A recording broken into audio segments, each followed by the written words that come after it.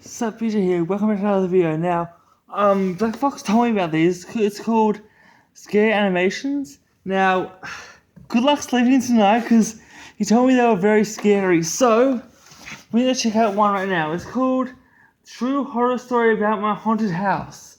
Now, I don't believe in haunted houses, but we're gonna find out how haunted this house actually is. Okay. Alright. Hopefully it's not too scary.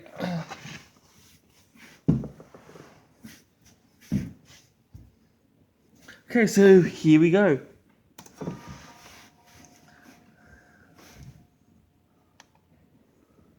This happened when I was around 7 years old.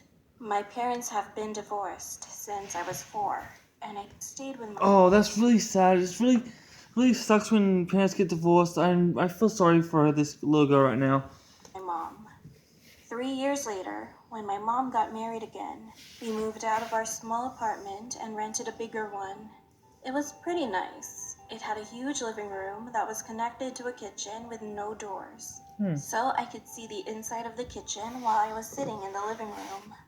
As we were about to spend our first night in the new apartment, I decided to stay in the living room alone and watch some TV before going to bed. That's a bad idea. Spending time in the living room by yourself at night, that's probably not the best idea. 1 or 2 hours later, I finally got tired and began dozing off. However, as soon as I began to fall asleep, I started hearing noises coming from the kitchen. It Oh, sounded as if the cabinets were opening, the plates were being moved around, and knives were being sharpened. At first, I thought that my mom was in the kitchen, but when I opened my eyes and turned around, there was no one there. I even got up and went to the kitchen, and as I turned on the lights, everything was in its place. So I tried going back to sleep. But strange. after all that, I kept waking up due to several nightmares. Sometimes I would even beg my stepdad to stay with me until I fell asleep, but he didn't hear any noises coming from the kitchen and didn't take me too seriously. Well, this went That's the worst thing when your parents don't believe you or don't like help you out with stuff. That's the worst thing ever. on until we started smelling something weird inside the living room. It wasn't as bad at first, but as the days went by, the stench got worse. It smelled as if something was rotting. We turned the whole house upside down trying to find the source of it, until we realized it was coming from the wall. We figured that a rat or something died inside the wall, so we hired someone to get that thing out of there. But what the guy told us was shocking. There was no space in the wall. It was all brick. Furthermore, the only thing that was behind the wall was the outside. At that moment, my parents remembered the noises I heard and the nightmares. They asked a priest to come visit us and pray for the house. So when he arrived at our house, he prayed and sprayed some holy water around, but it didn't seem to do anything. A few weeks later, my mom went into labor and had my baby brother. He would cry. Wait, she never mentioned that her mum was pregnant. She never mentioned that. They need to mention stuff like that. They need to mention stuff like that at the beginning of the video.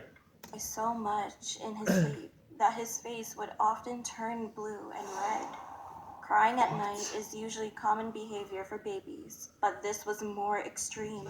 My parents were both sleep deprived, and the living room still reeked of something rotten, like a dead body. So I had to sleep in my stepdad's office room. We couldn't stand being there anymore, so the next day we asked a psychic for help. When she came into our house, she walked around with one of those aroma sticks. The smoke was grayish white as she walked from room to room, but as soon as she entered the living room, it turned black. Oh my She god. then started reading some prayers and spells and Oh told my us that goodness. someone was killed in this apartment.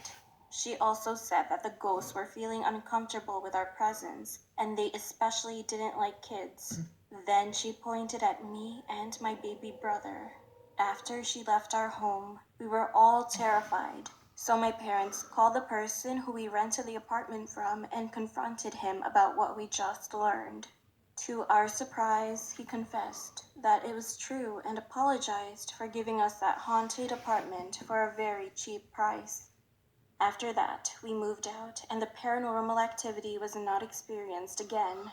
However, this memory gives me chills up to this day. Wow. That was that'd be terrifying. Okay, this one's called I Went in the Wrong Ride and Almost Got Killed. This one sounds interesting, so we're gonna react to this one too. Also, before I move on, the channel this is called Once Entertainment. So shout out to you guys for these great scary stories. So Once Entertainment, if you're watching, thank you for these great horror stories. Let's see what's going on here. This is not about my story, but someone from my church, and he wanted to share his experience with anyone else. He's a 32-year-old man, and his pseudonym is Mark. He's a fairly big guy, and this situation took place when he was on his way home from work. He said that he had lost his phone 1 week before this whole situation happened. Wait, he lost his phone? Guys, any of you have a phone out there? Never ever leave home without your phone, because I never leave home without my phone. Because what if I need it? So that's why I always take my phone with me when I leave the house. So he couldn't call and get any help during this story. It was quite late, around 11 p.m. He had finished work and was walking to a taxi stop location, and when he got there, a few people were standing around waiting as well. After about 2 minutes, he noticed that there was a minivan approaching. Usually minivans are cheaper than taxis, and he felt tired that day, so he decided to take the minivan. Okay. He sat on a seat, and there was a young boy seated in the passenger side next to the driver, who was collecting the fare. They seem suspicious. And then, 2 other boys who looked like teenagers also boarded the minivan and sat in the seats in front of him. Once the minivan took off, after about 5 minutes, the boy asked if they would like to drink some Coke. The boys accepted it. I wouldn't take any strange drink from anyone that said it was Coke, because I wouldn't believe them. Started drinking. And they also gave it to Mark. Mark was also feeling thirsty, so he took it, but only a sip. Not much later, he started feeling drowsy. Just before he about laid his head on the seat beside him, he noticed that those 2 boys were already knocked out. After he laid his head down, he heard noises coming from the back seats. 2 people were talking in a different language. The car was passing a big signboard that showed Crest Chicken Farm. Oh. And then he finally passed. Farm. And then he finally passed out. When he got up, he found himself inside a big shed-like barn, and there were some tools on a big table. He was on the floor, and the other 2 teenage boys were laying next to him. He still felt a bit drowsy. Now, the reason he got up before the other 2 boys is because he didn't drink as much as the other 2 boys did. So that's why he's not still sleeping or not knocked out, as this guy explained it. But he managed to get himself up as he was looking for an escape. He saw that the 2 boys were still passed out, so he tried waking them, but they wouldn't budge. As Mark was kind of a big man, he tried to see if he could carry one of them, but it was hard to do because even Mark was having a hard time to stand properly. Oh, okay. And then he heard voices. He took a peek from the door, and 3 people were walking toward the big shed, coming from a house on the hill, which was quite close to the shed. Mark panicked and tried to look for another exit. He was looking around the place, and he found one at the end of the shed, luckily. He approached quietly and escaped as fast as he could. At this point, his vision was all blurry, but he managed to find a fence door and unlocked it.